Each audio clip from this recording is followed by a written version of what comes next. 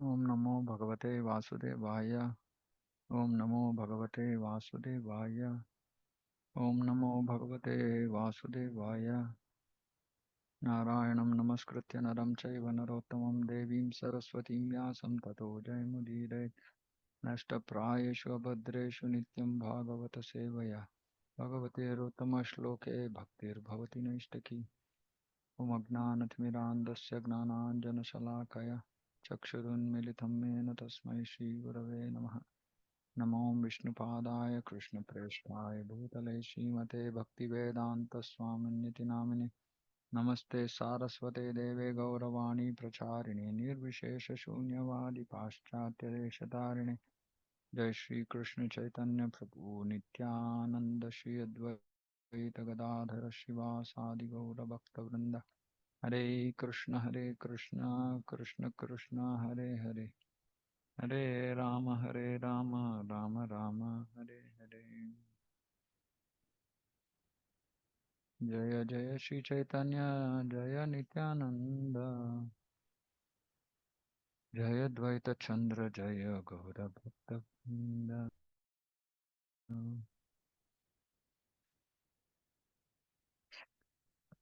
श्री चैतन्य भागवत आदि खंड chapter 13, Digvijay defeated.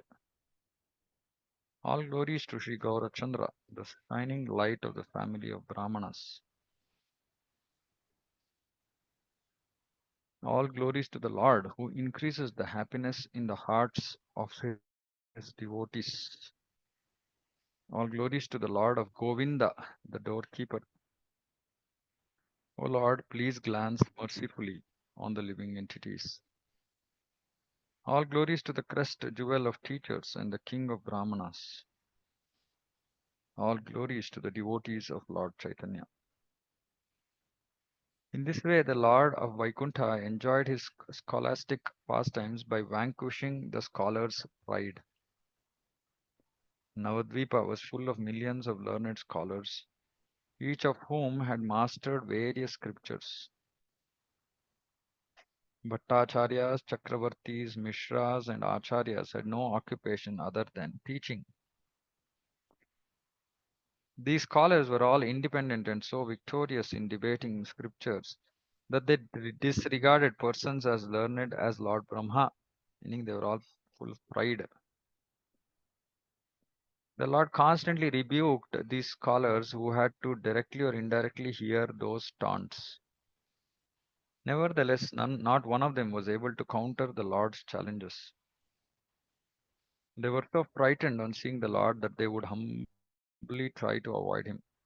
Whoever the Lord spoke with would become his staunch follower. Everyone on the banks of the Ganges knew well that the Lord was most intelligent from his very childhood. Within their hearts, they knew that the Lord could not be defeated in argument. Therefore, they naturally became frightened when they saw the Lord, and they were obliged to accept subordination to him. Nevertheless, the influence of the illusory energy is such that no one was able to recognize him.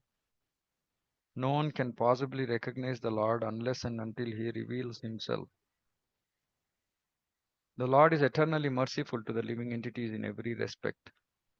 Yet, due to the influence of his illusory energy, everyone remained ignorant of his identity. In this way, Gaurachandra bewildered everyone as he enjoyed his scholastic pastimes in Navadvipa. In the meantime, a proud champion of learning arrived in Navadvipa. He was a staunch devotee of goddess Saraswati.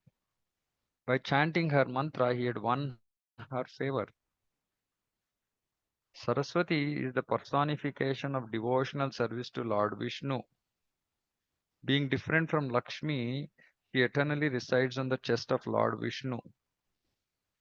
She is the mother of the universe. So see here, Saraswati is actually the personification of devotional service. Materially, mm, general people think that she is goddess of learning, but that learning is what? Sambandha Jnana is actually to come to the platform of serving Krishna. So she is the personification of devotional service. Due to the Brahmana's great fortune, she appeared before him and blessed him to conquer the three worlds. In the commentary, Srila Bhakti Siddhanta Saraswati Thakur is saying, spiritual knowledge or Saraswati hides her real identity from those who are proud, foolish, attached to material enjoyment, and absorbed in the false ego of thinking themselves the doers. And in her shadow form of Dushta Saraswati, Dushta Saraswati. So there is Shuddha Saraswati and there is Dushta Saraswati. She deceives them by awarding them benedictions.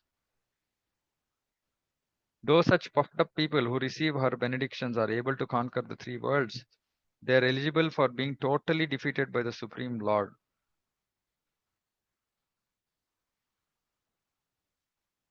Hmm. When Shuddha Saraswati sees that her worshipper is not inclined towards the service of the Supreme Lord, she bewilders him with material knowledge, which is her shadow form.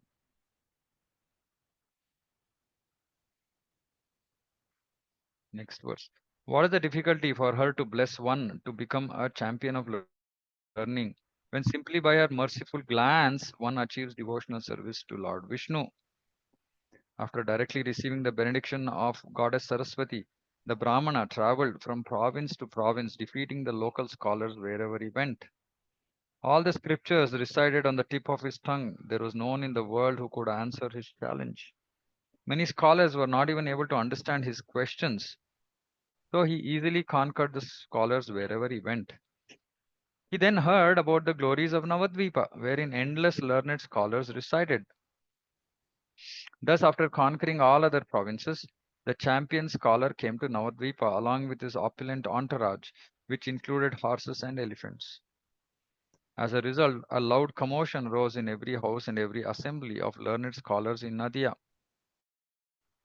People everywhere were heard saying, a champion scholar has come to Navadvipa with a certificate of victory, Jayapatra, from scholars all over the country. When all the learned scholars of Navadvipa heard that he was favored by Saraswati, they began to worry. Of all places of learning throughout Jambudvipa, Navadvipa surpasses all. If this Digvijay is victorious in such a place as this, then scholars all over the world will condemn us. Yet who has the ability to debate with one who has received the blessings of Saraswati? Since Saraswati resides on his tongue, how can a human being debate with him? Thousands of great Bhattacharyas left their duties out of anxiety. All over Navadvipa, people were heard saying, now we will understand the power of our knowledge. The students went and informed their teacher, Gauranga, of all these incidents. A Digvijay who has been blessed by Saraswati and who has conquered scholars throughout the world has come with his certificate of victory. He has arrived in Navadvipa surrounded by elephants, horses, palanquins, and many followers. He's come to Navadvipa seeking an opponent, otherwise, he demands a certificate of victory from the scholars of Navadvipa. Hearing the words of his students, the jewel like Gauranga smiled and began to describe the nature of the Supreme Lord.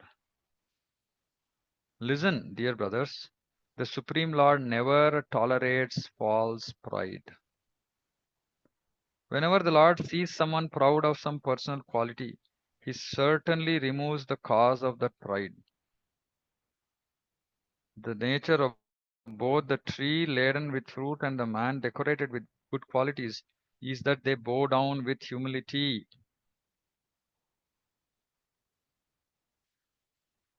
You must have heard of the great Digvijayis of the past like Haihaya, Nahusha, Vena, Bana, Naraka, and Ravana.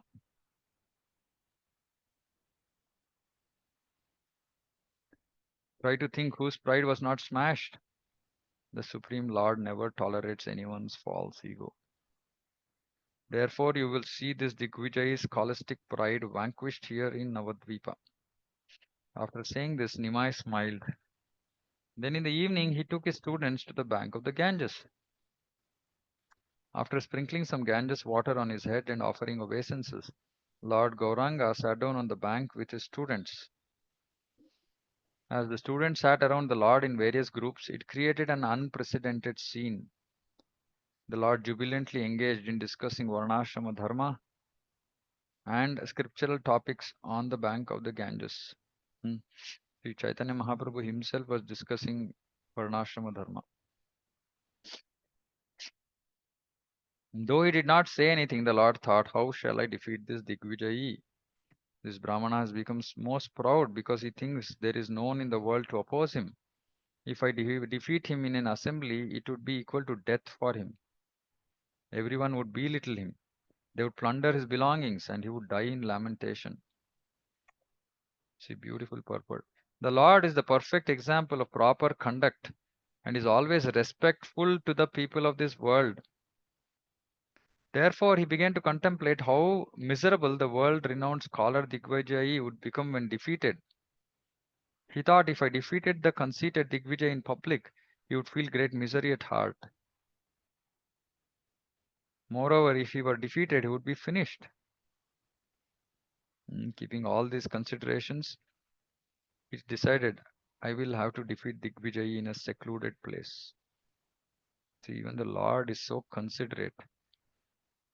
So we should always understand that we have to be respectful to all people of this world, not just devotees. Of course, we have to be respectful of devotees, but we have to be respectful of all jivas. Lord himself is showing this by example. So the Lord decides, therefore I will defeat him in a private place, so that his pride will be destroyed, but he won't be hurt. While the Lord was thinking in this way, night fell and the Digvijayi arrived at that spot. It was a clear full moon night and the Ganges looked most enchanting. As the Lord sat with his students, his attractive form was unmatched throughout innumerable universes. A smile decorated the Lord's moon-like face and his beautiful eyes showered merciful glances. His teeth defeated the luster of a string of pearls, and his reddish lips resembled the color of the rising sun. He was full of compassion, and all the limbs of his body were delicate. You see, though he was displaying pride externally, but that pride was just to vanquish the pride of other scholars who had pride, but really he was just full of compassion.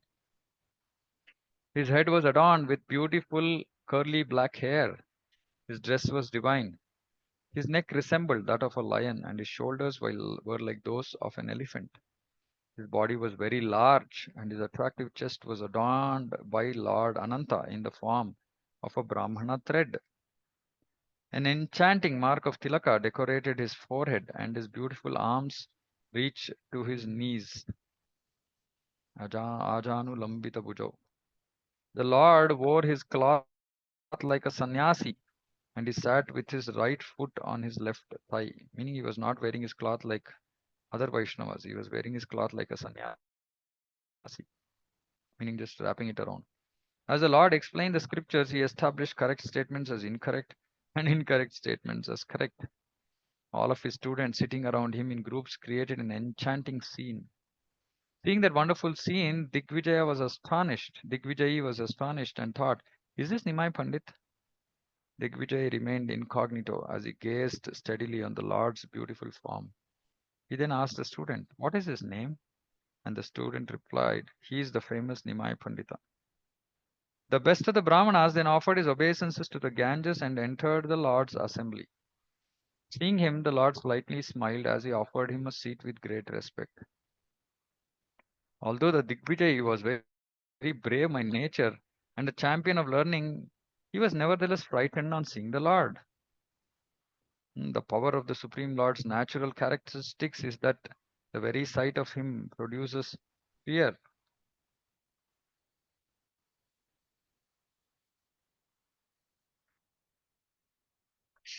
After exchanging a few words of introduction, the Lord began to sportingly inquire from him.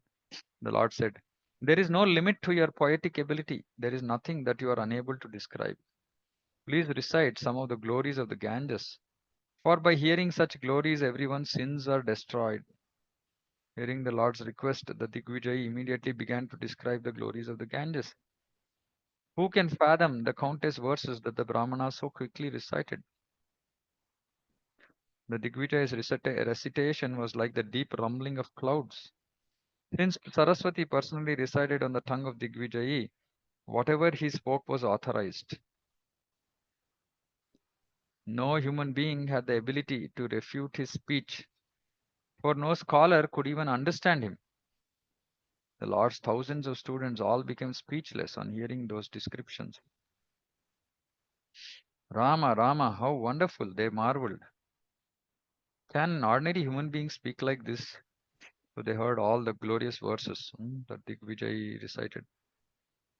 The most wonderful words and literary ornaments in the world were all used in the Digvijay's recitation. Even those who were fully conversant in the scriptures had great difficulty understanding his words. The Digvijay continually recited in this amazing way for 3 hours without coming to an end. When Digvijay finally finished his recitation, Sri Gaurasundara smiled and spoke. The purport of your words are so exalted that unless you explain them, no one can understand. Therefore, please explain a portion of your recitation, for whatever meaning is explained by you must be accepted. Hearing the Lord's enchanting word, the best of the Brahmanas began to explain.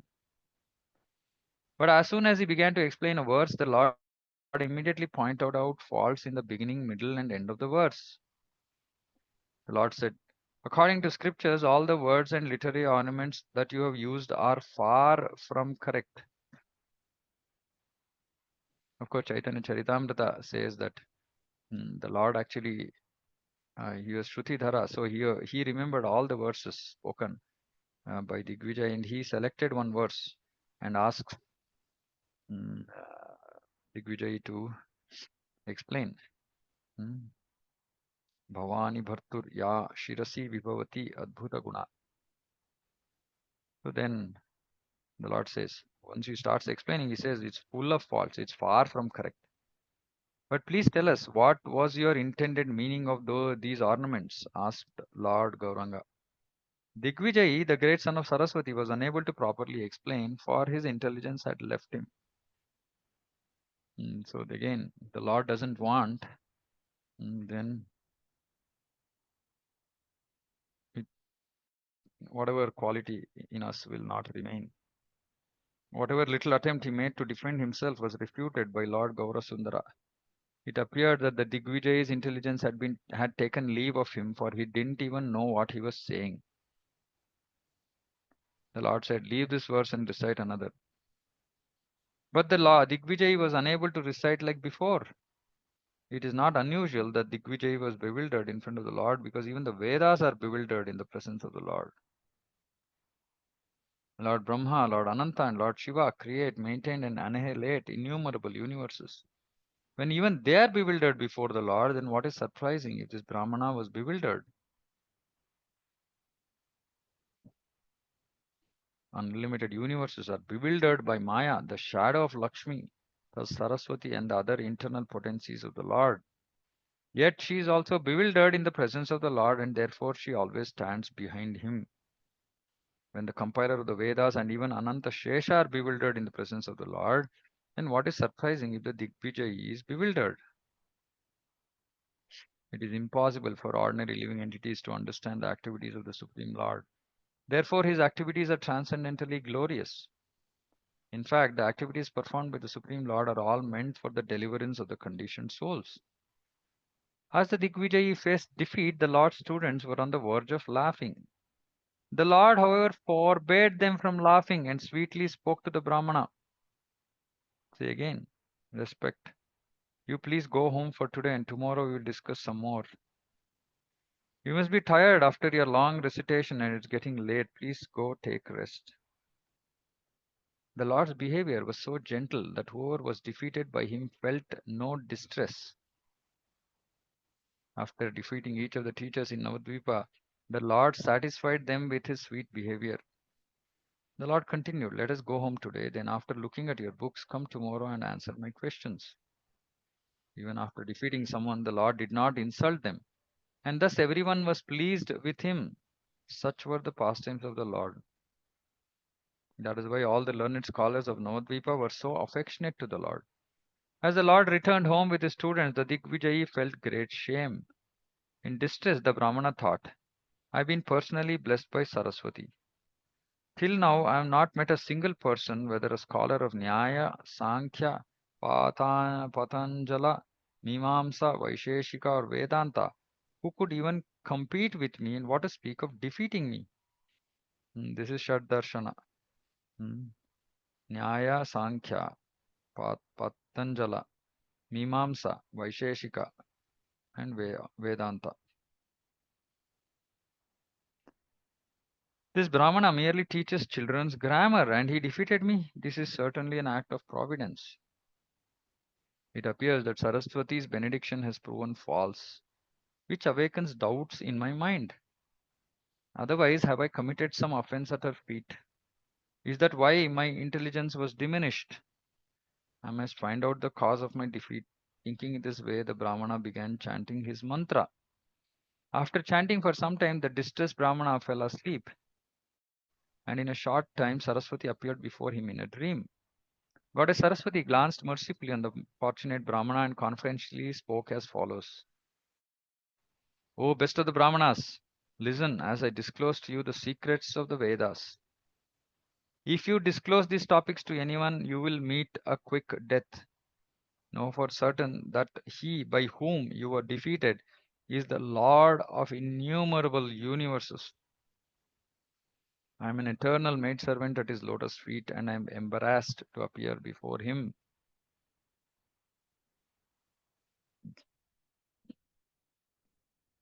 O Brahmana,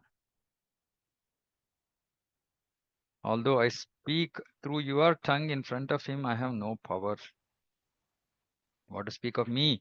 Even Lord Ananta Shesha, who explains the Vedas with thousands of mouths and who is worshipped by Brahma and Shiva, he is also bewildered in his presence. He is the Supreme Brahman, the eternal, pure, complete, and inexhaustible Lord, who is situated in everyone's heart. Fruitive activities, mental speculation, material knowledge, pious and impious activities, direct and indirect perception, and more than I'm able to say, all these are created and destroyed by that Lord you just met in the form of a Brahmana. Know for certain that everyone, including Lord Brahma, enjoys happiness and distress according to his will alone. Listen, dear Brahmana, all incarnations such as Matsya and Kurma are non-different from him. In the form of Lord Varaha, he rescued the earth, and in the form of Nrsimha, he protected Prahlada. In the form of Vamana, he is the life and soul of Bali. The Ganges appears from his lotus feet. This Lord appeared at Ayodhya and then killed Ravana as one of his innumerable pastimes. He is known as the son of both Vasudeva and Nanda, and now he has appeared as the son of a Brahmana to enjoy scholastic pastimes. Do the Vedas know this incarnation of the Lord? Who has the power to know unless the Lord reveals himself? The title of Digvijayi is not the real fruit of your chanting mantras to worship me. The real fruit of your chanting is that you have now directly seen the Lord of innumerable universes. Therefore, O Brahmana, go immediately and surrender yourself at his lotus feet. Don't ignore my words by considering this only a dream. I'm controlled by your chanting and have therefore informed you of that which is unknown to the Vedas. Speaking these words, Saraswati disappeared, and the most fortunate Brahmana woke up. Immediately after getting up, the Brahmana went in the early morning to the Lord's residence. The Brahmana came and offered his obeisances to the Lord, who picked up the Brahmana and embraced him. The Lord said, O Brahmana, why have you come so early? What is the reason for this behavior? The Brahmana replied, It is all due to your merciful glance. Lord said, You are the champion of learning. Why are you treating me like this? The Digvijay replied, Please listen, O king of the Brahmanas. Just by worshipping you, all one's activities become successful. You are the supreme Lord Narayana. But you have appeared in Kali Yuga in the form of a Brahmana. Who has the power to recognize you? Doubts arose in my mind when you asked me questions that I was unable to answer. O Lord, All the Vedas confirm that you're devoid of pride. Now I've seen this with my own eyes. There's no doubt about it. Although you've defeated me 3 times, you have maintained my prestige. Is this possible for anyone other than the Supreme Lord? Therefore, you are certainly Lord Narayana.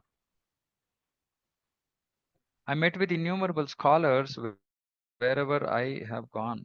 Gauda, Trihuta, Delhi, Kashi, Gujarat, Vijayanagara, Kanchipura, Anga, Bengal, Andhra, Orissa. What to speak of refuting my statements, none of those scholars had even the power to understand them. Though I am such a scholar, I was still unable to establish my conclusions before you. Where did all my intelligence go? This is not an astonishing achievement for you are the Lord of Saraswati. He personally told me this. I came to Navadvipa at a most auspicious time. Although I was drowning in the dark well of material life, I somehow saw you. I was bewildered by nescience and material desires, and I cheated myself as I wandered throughout the world, forgetful of my constitutional position. I met you by some great fortune. Now please deliver me by your merciful glance. It is your nature to engage in the welfare of others. Indeed, there is no shelter or source of compassion other than you. O Lord, please instruct me in such a way that I may have no material desires in my heart. After speaking many plaintive words in this way, the Digvijay humbly offered prayers to the Lord. Hearing the Brahmana's submissive words, Sri Gaurasundara smiled and replied, Listen, O best of the Brahmanas, you are most fortunate, for Saraswati resides on your tongue. Conquering the world is not the proper use for knowledge. The proper use of knowledge is to worship the Supreme Lord. Try to understand, when one gives up his body, he cannot take wealth and reputation with him. That is why devotees renounce material endeavors and serve the Supreme Lord with firm determination. Therefore, O Brahmana, give up all materialistic association and immediately begin to worship the lotus feet of Lord Krishna. Up to the time of your death, serve Krishna with confidence. Know without doubt that the goal of knowledge is to fix one's mind on Krishna's lotus feet. The best advice I can give you is that devotional service to the Supreme Lord Vishnu is the only substantial truth throughout all the worlds. After saying this, the Lord embraced the Brahmana in satisfaction. Being embraced by the Lord of Vaikuntha, the Brahmana was freed from all material bondage. Then the Lord said, O Brahmana, give up your pride. Worship Krishna and be merciful to all living entities. What Saraswati told you in confidence should not be told to anyone. If one discloses topics that are more confidential than those of the Vedas, then know for certain that his duration of life is diminished and his advancement in the next life will be checked.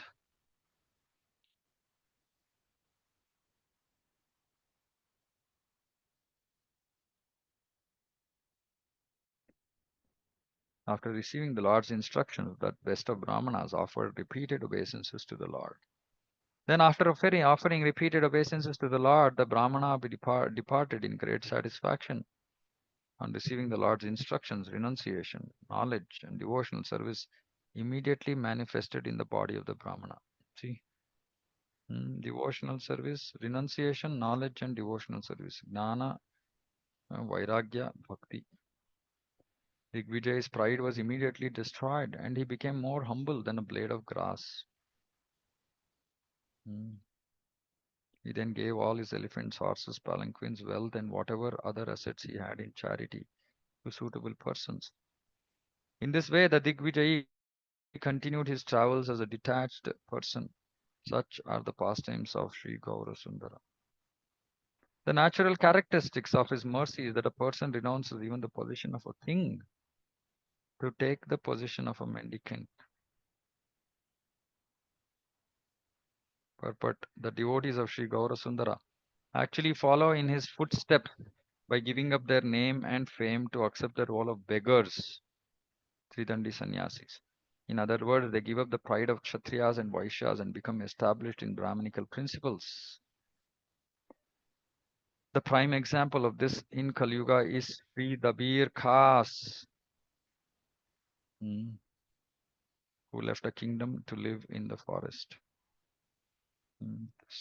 Rupa Goswami. Even when Krishna's servants obtain that for which everyone in the world works hard, they easily give it up.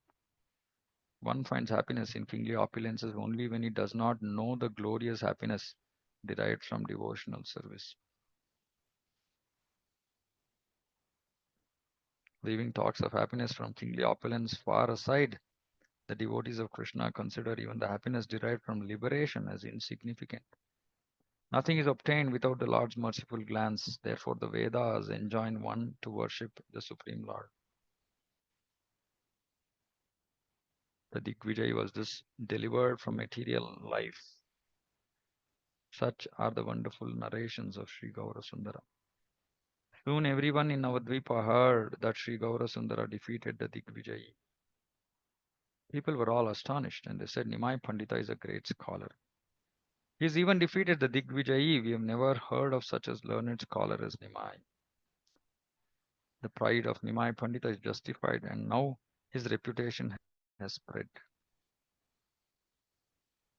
Someone said, if this Nimai studies logic, he will certainly become a Bhattacharya. Someone else said, oh brother, let us all together award him the title of Badi Simha. Badi Simha. Badi Simha is the name of one Vaishnava from the line of Ramanuja. He was like a lion in destroying the philosophy of monism.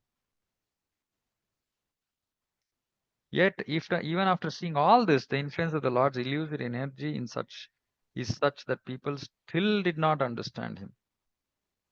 In this way, everyone in Navadvipa broadcast the pure glories of the Lord. I offer my respectful obeisances unto the residents of Navadvipa who had the ability to see all these pastimes. Whoever hears the topics of Lord Gauranga defeating Digvijayi is never defeated anywhere. Whoever hears the enchanting scholastic pastimes of Lord Gauranga will certainly become his servant. Accepting Sri Chaitanya and Nityananda Prabhu as my life and soul, I, Vrindavana Das, sing the glories of their lotus feet. Very beautiful. Sri Chaitanya Bhagavat ki jai, Jagat Guru Shri Prabhupada ki jai. Ancha kalpatarubhyascha kripa sindhubhyev cha. Patitanam pavanebhyo vaishnavebhyo namo namah. Ananta koti Vaishnavanda ki jai, Samveta Gaura Bhakta ki jai. Hare Krishna.